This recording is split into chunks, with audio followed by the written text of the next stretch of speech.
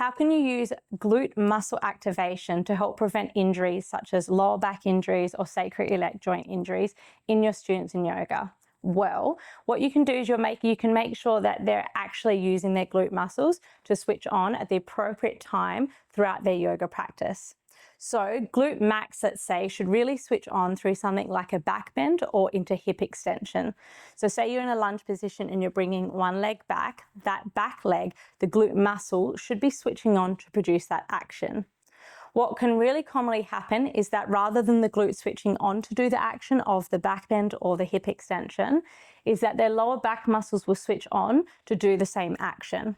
So what will end up happening is that they will create irritation to the lower back, it'll create irritation to the sacroiliac joint, and often over time, it might end up with injuries and or pain. So what can you do as a teacher? You can make sure that the glute muscles are warmed up really early and often throughout the class.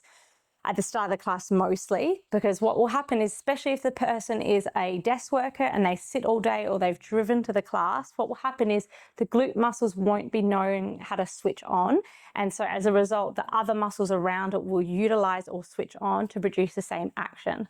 So you can get them to switch on that glute muscle really quickly at the start of the class by doing even something like bridge pose, or you can bring them into chair pose at the start of the class and do little toe taps to the side or to the back to start to activate that glute muscle.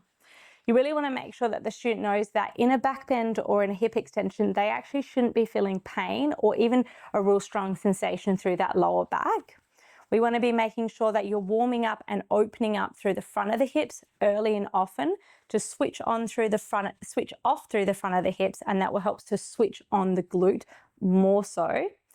And you really want to make sure that they actually know where their glutes are and how they're supposed to be feeling it when they're in the posture. So even getting them to bring their hands to the side of the hips and knowing, actually, am I switching it on when I bring my leg back or even in a back bend? And how should I actually supposed to be doing this posture correctly?